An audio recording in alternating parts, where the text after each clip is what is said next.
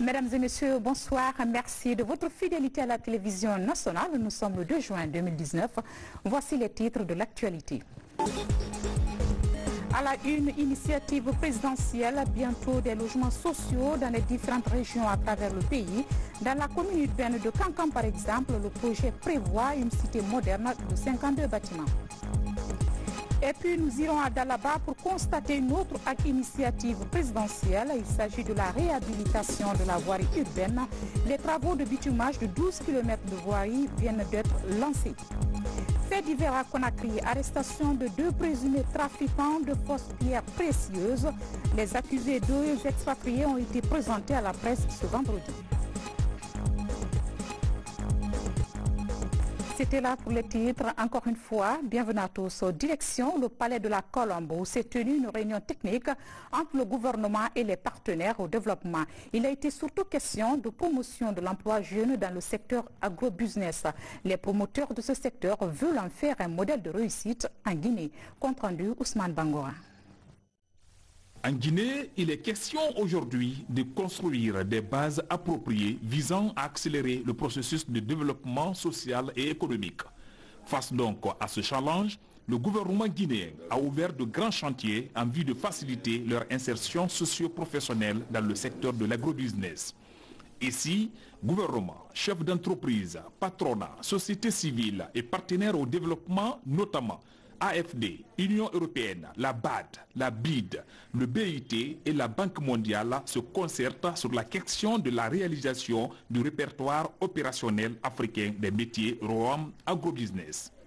Compte tenu de la 4e révolution industrielle qui requiert de nouvelles compétences et pour cela il faudrait anticiper tous les besoins de formation, tous les besoins du marché du travail pour pouvoir accompagner nos jeunes demandeurs d'emploi, nos sortants des universités et des écoles de formation professionnelle. Avec l'appui d'aussi des partenaires techniques et financiers, nous pouvons lancer ce qu'on appelle le répertoire opérationnel africain de tous les métiers, qui va nous permettre de savoir pour l'économie numérique quels sont les métiers qui existent, quels sont les métiers qui devraient exister pour justement qu'on puisse construire de nouveaux curricula de formation et puis être au diapason comme tout le monde. Le groupe de la Banque africaine de développement a eu à lancer depuis l'année dernière en août une activité importante qui consistait à faire une enquête sur le répertoire des métiers. Bien entendu en relation directe avec notre stratégie qui était de mettre l'accent plus particulièrement sur l'agriculture. Cette enquête est en parfaite relation avec un projet que nous avons approuvé il y a de cela quelques mois, d'un montant aux alentours de 15 millions de dollars, qui met l'accent sur la transformation du secteur agricole en prenant en compte le volet entrepreneuriat des jeunes. Le ministre des Investissements publics privés, représentant le Premier ministre à cette rencontre, a insisté sur la nécessité de promouvoir l'employabilité des jeunes dans le secteur de l'agrobusiness. Vous savez que Monsieur le Président de la République, le professeur Alpha Condé, a placé l'agriculture au cœur du développement économique de la Guinée. Ceci se reflète dans le plan national de développement économique et social, qui aussi a fait de l'un de ces 4 piliers le capital humain. Ainsi, avec la réalisation du répertoire opérationnel africain des métiers ROAM agrobusiness, ceci nous permet d'avoir un outil pour mettre cela en œuvre. Cet outil indispensable permettra de rapprocher l'offre et la demande d'emploi impliquant toutes les parties prenantes, notamment les demandeurs d'emploi, les entreprises, les opérateurs publics et privés, le placement, l'orientation professionnelle et les partenaires sociaux dans le secteur de l'agrobusiness. Dans le contexte actuel du marché de l'emploi en Guinée, le gouvernement Kassori est convaincu que le ROAM agrobusiness s'impose comme un outil indispensable afin de réduire considérablement le taux de chômage des jeunes dans le pays. Éducation, la polémique autour de la suspension des réseaux sociaux pendant les examens nationaux a fait du bruit ces derniers temps. La mesure a été certes évoquée, mais elle n'est pas encore adoptée. Pour rassurer les uns et les autres, le ministère de l'Éducation apporte des précisions sur la question. Le point avec Mamaï Sata Kamara.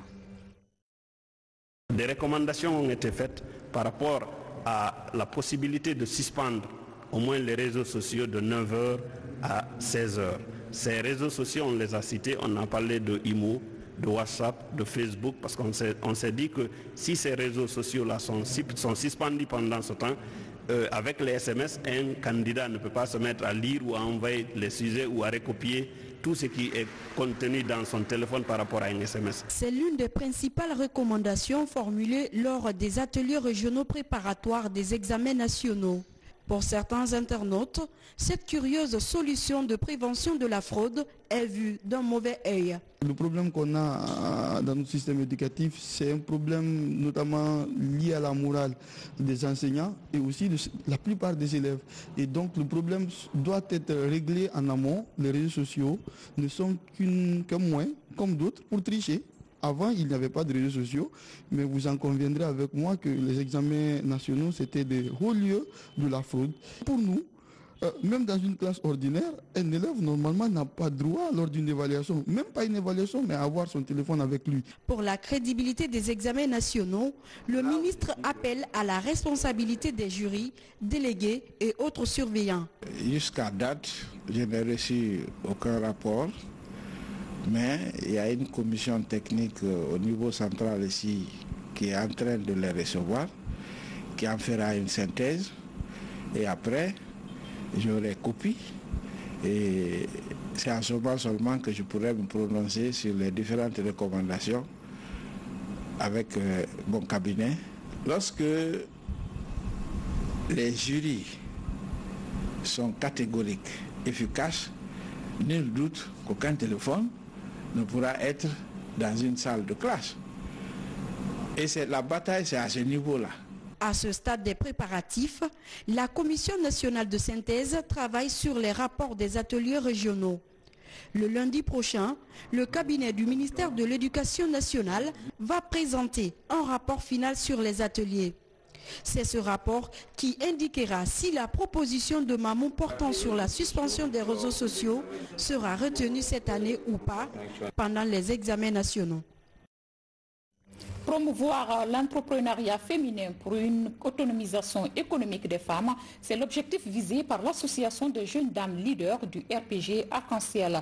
Pour matérialiser cette ambition, l'ONG vient d'organiser une formation à l'intention des femmes des 5 communes de la capitale. Compte rendu Maurice Sidibé. Les femmes représentent plus de la moitié de la population guinéenne. Pourtant, leur implication dans l'entrepreneuriat reste faible. L'entrepreneuriat féminin constitue un potentiel important pour le développement socio-économique du pays. Durant 3 jours, ces femmes venues des 5 communes de Conakry sont formées à l'esprit d'entreprise pour faciliter l'auto-emploi. Le président de la République, chef de l'État, le professeur Alpha Condé, a dédié son mandat à cette cause. L'association des jeunes dames leaders se fixe pour objectif l'autonomisation des femmes. D'où cette initiative de formation pour mieux outiller cette couche de la société qui joue un rôle important dans le développement socio-économique du pays. L'idée de création du projet, son élaboration, la conception du business plan ou le plan d'affaires et la connaissance du domaine d'intervention des organismes de financement du projet sont parmi les modules développés. À travers des leçons apprises ailleurs, notamment j'ai eu à parler des expériences des Nana Benz du Togo, des femmes Bamileke du Cameroun, qui ont organisé des tontines géantes, des tontines villageoises, leur permettre n'est pas de brasser des fonds dans le cadre pas du commerce, de la production. Et donc il serait bon que dans notre pays, les femmes qui sont à l'avant-garde du développement de notre pays soient davantage outillées et qu'elles participent pleinement au développement de notre pays.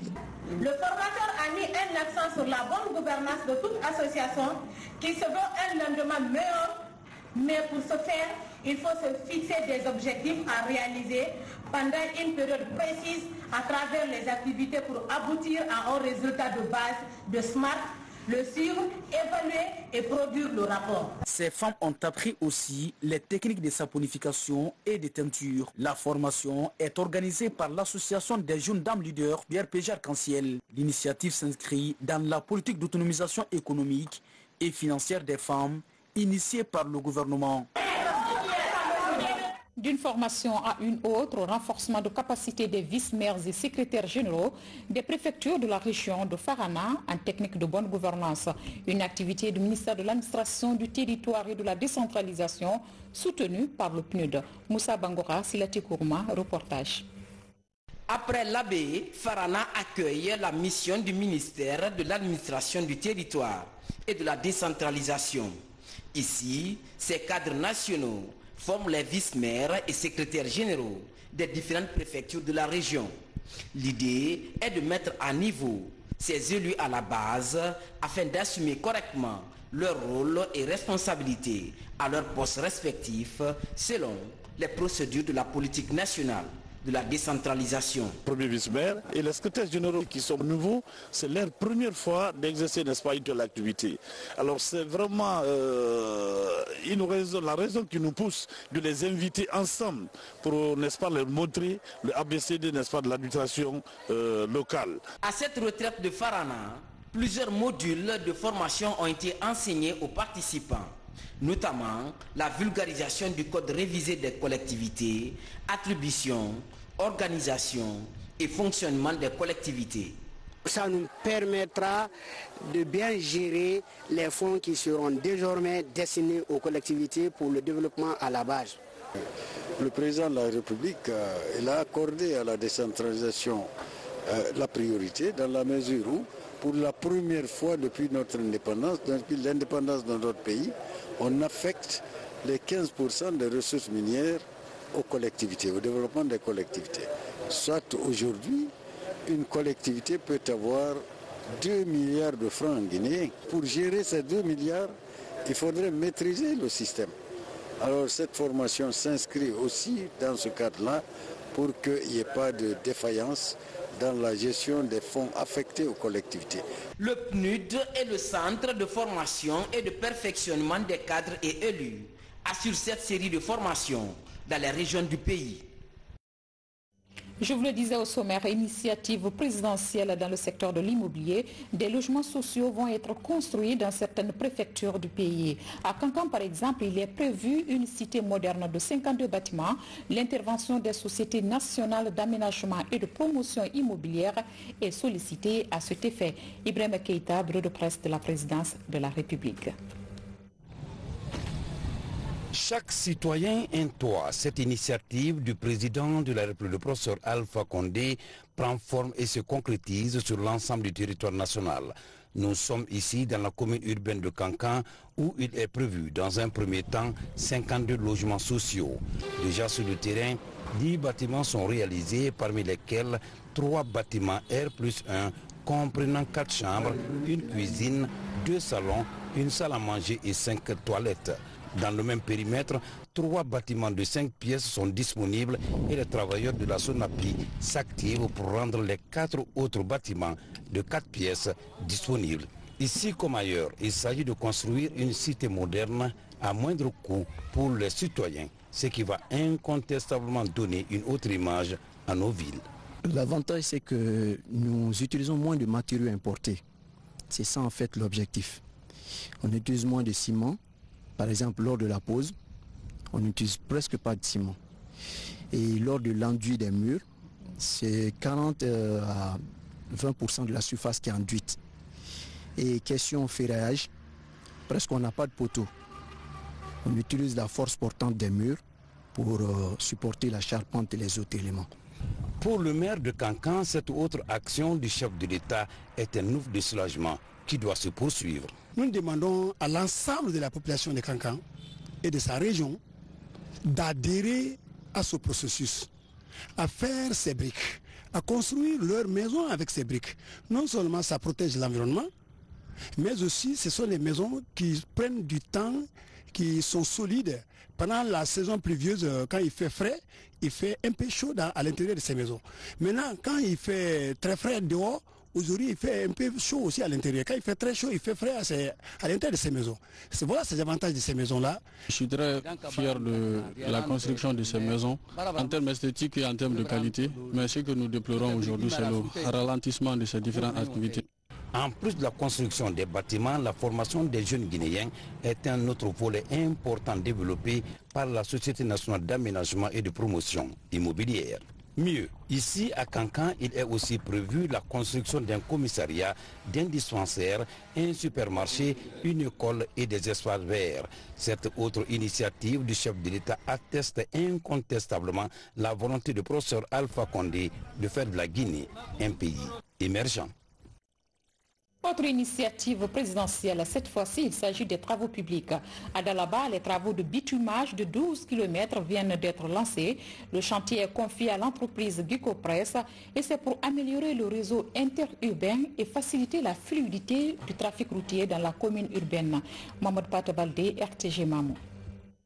4 mois après le début des travaux de reprofilage des 12 km 600 de la voirie urbaine de Dalaba, l'entreprise Guicopress a entamé les opérations de bitumage cette semaine. Ces opérations consistent d'abord à une imprégnation suivie de l'accrochage et l'application de la couche de roulement à béton bitumineux. La fin de l'opération va faciliter la fluidité du trafic routier dans la commune urbaine. Nous nous attelons aujourd'hui à produire, à appliquer, après les différentes étapes de travail, c'est-à-dire la couche de fondation, la couche de base, l'imprégnation au 01, l'accrochage au 400-600. Aujourd'hui, c'est la dernière phase. Évidemment, après avoir terminé aussi les ouvrages, tout le linéaire des 12 km 600 est dégagé de nos jours. Nous sommes autour de 30% d'exécution du travail. Avant ces opérations, l'accès aux différents quartiers de la commune urbaine était un véritable calvaire pour les usagers et les populations à cause des trous payants et des nids de poules sur la chaussée. Aujourd'hui, c'est un offre de soulagement pour ces populations qui saluent cette initiative du gouvernement guinéen. La pratique sur cette bretelle était très difficile, très compliquée. Et les usagers avaient de sérieux problèmes pour pratiquer la route.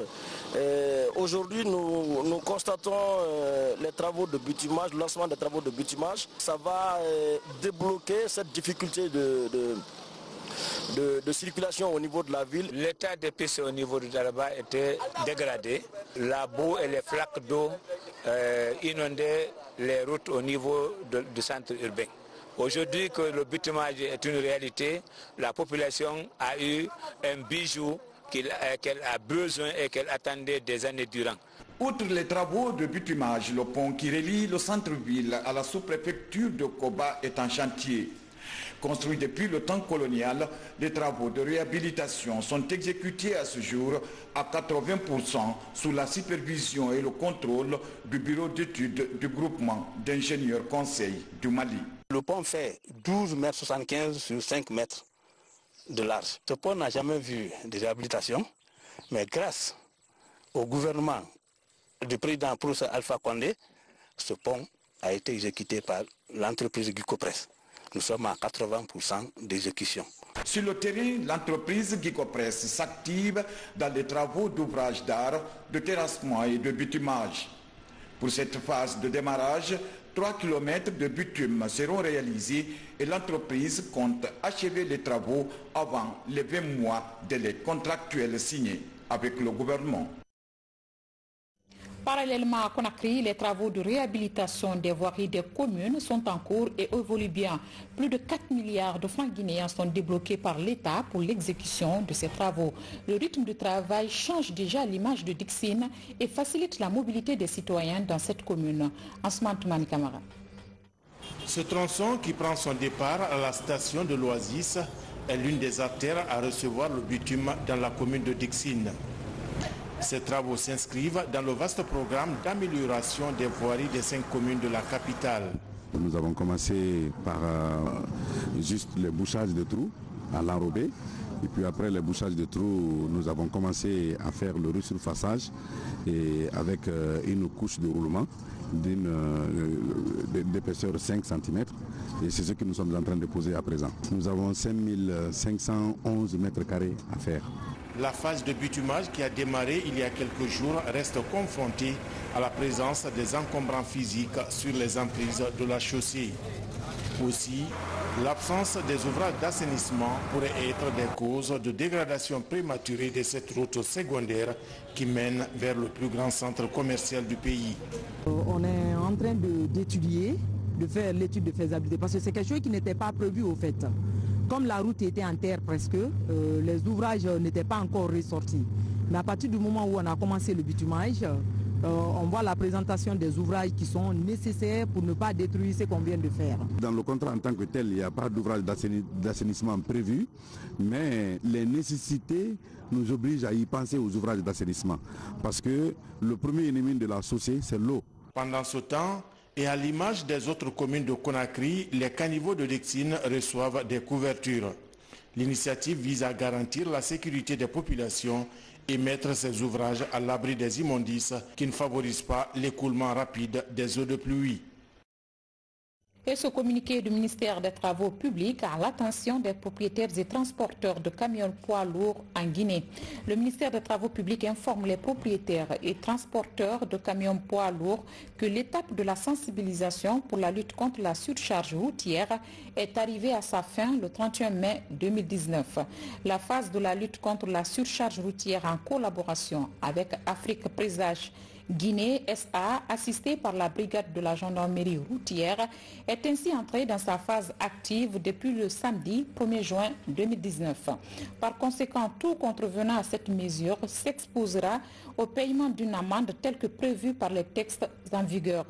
Le refus d'obtempérer expose également le transporteur à payer d'autres amendes supplémentaires. Soyons citoyens, protégeons nos routes. Le ministre des Travaux publics, Moustapha Naïté. Fait divers, 2 experts sont mis aux arrêts pour trafic et vente illicite des fausses pierres précieuses. Les présumés trafiquants, un Bulgare et un Israélien, ont été présentés ce vendredi à la presse. C'est un coup de filet des services spéciaux de lutte contre les crimes organisés. Alpha Isiagaba. L'un israélien et l'autre bulgare. Ils sont accusés par les services spéciaux de lutte contre les crimes organisés pour exportation et de traitement des faux diamants en Conakry. La même source révèle que le réseau dispose de nos jours des antennes en Haute-Guinée. Il dispose également des matériels permettant de tailler les faux diamants. Les 2 individus que je vous ai présentés sont des étrangers qui ont créé des sociétés chimériques, des sociétés écrans, des fausses sociétés pour masquer leur principale activité, qui est l'affaire de diamants que vous voyez devant vous. Ils ont créé plus de 5 sociétés dans le même bureau pour toujours escroquer. Donc il y a eu des faux diamants, mais ce qui est paradoxal, c'est que les diamants sont faux, mais ils ont été taillés, achetés, taillés, polis en Guinée ici et vendus en Guinée. Agissant illégalement, il ne possède d'aucun papier leur permettant de s'installer en République de Guinée. Déjà, le Bureau national d'expertise de diamants et autres pierres précieuses atteste que ces différentes pierres sont loin d'être de vrais diamants. Depuis leur installation en 2005, plusieurs expatriés se réclament victimes. Parmi eux, cet autre Ukrainien qui aurait été escroqué un montant de 48 000 $, soit près de 500 millions de francs guinéens, pour des histoires de faux diamants. Il me donnait des faux diamants à place de mon argent. Mais malheureusement, j'ai été escroqué, voilà, par M. Sergueï. S'il y a eu tel acte, il n'y a pas de document qui confirme que j'ai escroqué quelqu'un d'intel. 3 ans déjà passés, il s'occupait des activités liées au diamant. Mais maintenant, il y a 3 ans qu'il n'en fait plus. Нет, сейчас нет. Раньше занимался. 3 года тому назад занимался, а сейчас уже 3 года не занимаюсь. Les services spéciaux de lutte contre les crimes organisés restent engagés à mettre hors d'état de nuire tous les réseaux d'arnaqueurs et d'escrocs dans le pays. En attendant, ces 2 expatriés sont mis à la disposition de la justice. Hors de nos frontières à présent, les funérailles nationales d'Étienne Tshisekedi ont pris fin hier samedi à Kinshasa en présence de plusieurs chefs d'État. L'opposant historique est décédé en 2017 des suites d'une maladie pulmonaire en Belgique à l'âge de 84 ans. 2 ans après sa mort, un dernier hommage lui a été rendu au stade des Martyrs de Kinshasa. Le président de la République, professeur Alpha Condé, est représenté par le président de l'Assemblée nationale, Abdoulaye Diallo. Ses partisans attendaient cela de pied ferme. C'est désormais chose faite. Plus de 2 ans après sa mort en Belgique, la dépouille mortelle d'Étienne Tshisekedi est exposée au milieu du stade des Martyrs de Kinshasa pour une cérémonie publique. Un hommage populaire à l'opposant historique, père de l'actuel président de la République. La Guinée est représentée à cette cérémonie funèbre par son président de l'Assemblée nationale. Je dois vous avouer que pendant ces 3 jours que nous avons passés à Kinshasa, ça a été 3 jours d'émotion, 3 jours de manifestation de tout le peuple congolais et toute tendance politique confondue, ce qui m'a vraiment émerveillé parce que ça présage, n'est-ce pas, une réconciliation au niveau de ce pays pour permettre au gouvernement actuel de mettre tout le monde au travail afin de développer ce pays qui est pratiquement un continent. Sur scène, pendant plus de 2 heures, les religieux se succèdent pour lui rendre un dernier hommage. Pendant les 3 jours des funérailles nationales, plusieurs chefs d'État africains ont compati à la douleur du peuple congolais. Comme Emery Patrice Lumumba, c'est un homme qui a consacré sa vie pour défendre le peuple. Comme il le disait toujours, le peuple d'abord, n'est-ce pas? Défendre le peuple afin que ce peuple se mette au travail pour développer ce grand pays, afin de démontrer au reste du monde que l'Afrique est capable, n'est-ce pas, de se développer. L'Afrique est capable, n'est-ce pas, de créer des richesses. Avant son inhumation ce samedi 1er juin 2019, le docteur Étienne Tshisekedi Wamulumba a été élevé à titre posthume au grade de Grand Cordon. Cette distinction est la preuve de sa longue et pénible lutte pour l'instauration de la démocratie et le progrès social, ainsi que l'établissement d'un véritable état de droit en République démocratique du Congo. Et à l'âme de cet opposant historique, à présent, place à notre rubrique Guinée en bref, où le condensé de l'actualité nationale, réalisé et commenté ce soir par Younoussa Tawel Kamara. Depuis hier, c'est une situation inédite qui concentre les attentions dans la capitale de la région forestière. 2 éléphants côtoient les habitants du quartier Boma dans la sous-préfecture de Samoué. Ce pachyderme suscite curiosité et interrogation dans la cité. Selon nos informations, ces 2 animaux protégés proviendraient de la forêt classée des Iama. Les autorités locales sont à pied d'œuvre pour tenter de ramener ces animaux dans leur habitat naturel. Le collège-lycée franco-arabe de Bonfi, l'unique école publique dans la capitale. Sa réhabilitation est l'un des objectifs du conseil communal de Matam. Pour mobiliser les ressources nécessaires à la réalisation du projet, la commission culturelle de la commune organise une collecte de fonds pour la rénovation des écoles franco-arabes du pays.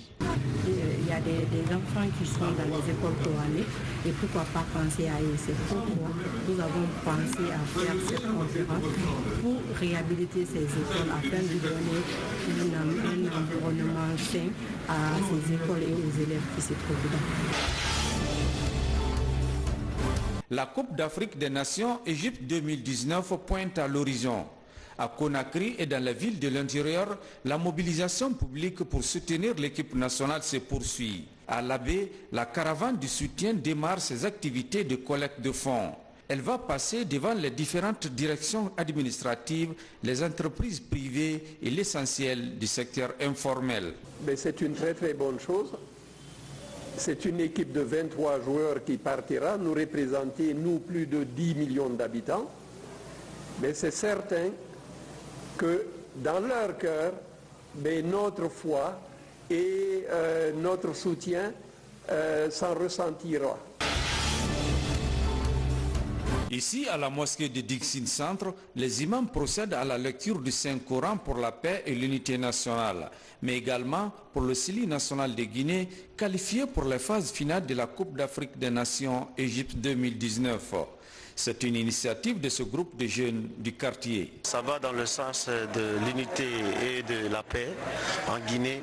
Et en même temps, on fait la bénédiction pour tous les enfants du pays, pour tous les footballeurs de la Guinée. Tenu récemment à Conakry d'une journée de prière et de lecture du Saint-Coran, une initiative de l'Association des femmes musulmanes pour la culture et le développement islamique, consacrée à l'imploration de Dieu pour l'unité nationale et la paix en Guinée, cette prière s'est déroulée à la grande mosquée Faisal. Aboubakar Gabi, compte rendu. La grande mosquée Faisal de Conakry, le plus grand lieu de culte en Guinée. C'est dans cette maison de Dieu que se déroule cette cérémonie de prière et de lecture du Saint-Coran. L'initiative est de l'Association des femmes musulmanes pour la culture et le développement islamique.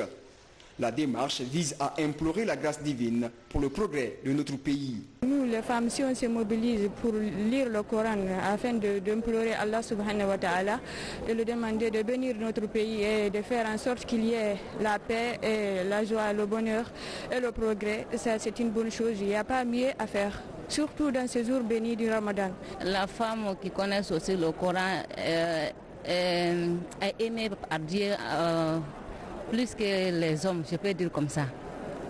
Parce que c'est rarement la femme, c'est du courage de lire le Coran. Cette journée de prière et de lecture du Saint-Coran se tient à quelques jours de la fête de Ramadan.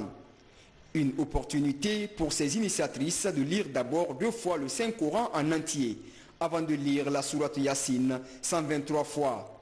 Une manière pour elles de demander la bénédiction d'Allah en faveur de la Guinée et les Guinéens. Le prophète a dit, Al-Jannah peut avoir sous les pieds des mains des mamans. Donc on est des mamans, on est des sœurs, on est des époux, on est des belles-filles, on est tout dans ce monde-là. Donc c'est pour cela que l'association a bien visé les femmes qui représentent toute la nation pour faire la bénédiction. On a juste nécessaire pour faire cette lecture de Saint-Coran, pour avoir la paix chez nous. Mois de carême, c'est un mois béni. Et le dernier jour du mois de carême, tout le monde sait qu'il y a une nuit là-bas, que ça vaut 1000 nuits. Et on ne sait pas c'est quel jour. Mais peut-être, Inch'Allah, ça va être aujourd'hui. On a fait cette lecture pour prier le bon Dieu, pour bénir notre pays cher, la Guinée, et pour prier pour notre président, professeur Alpha Condé, et pour prier pour tous les Guinéens. Prier pour notre pays afin qu'il soit un havre de paix, comme l'a toujours été, est l'idéal principal de cette association des femmes musulmanes pour la culture et le développement islamique. C'est pourquoi ces derniers temps, elles ne cessent de prôner la paix et la cohésion sociale pour le développement socio-économique en Guinée. Que Dieu exauce nos prières. Amen. Mesdames et messieurs, ainsi prend fin ce journal. Un grand merci pour votre fidélité à la télévision nationale. Par anticipation, je vous souhaite bonne fête de l'Aïd el-Fitr. Demain, vous serez avec une nouvelle équipe. Bonsoir et à très vite.